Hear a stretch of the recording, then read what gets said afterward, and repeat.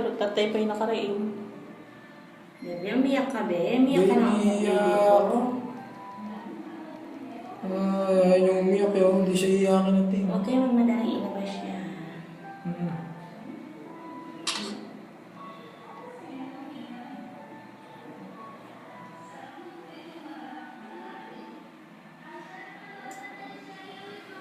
Baby, umiyak ka, baby.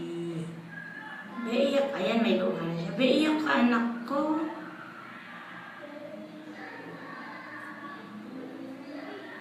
Ay, yung cord lang. Ate, yung may ano, yung... Ay, yung cord lang nasa nasa. Hinugupit? Oo. Hindi ba masakit yan?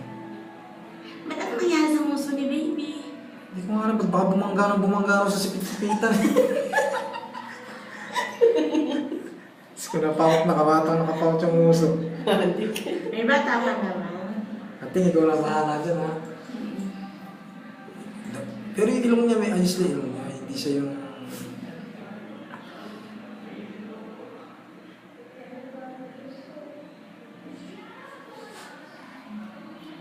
Baby, umiyak ka nga naman ng malakas. Ate, parang mahina siya. Ay, okay na yung kulay niya. Kompleto naman ang vitamins. Ina-oxygen lang siya kasi Ang liit ng mukha niya, oh. Ang liit ng mukha niya. Medyo nahirapan siya.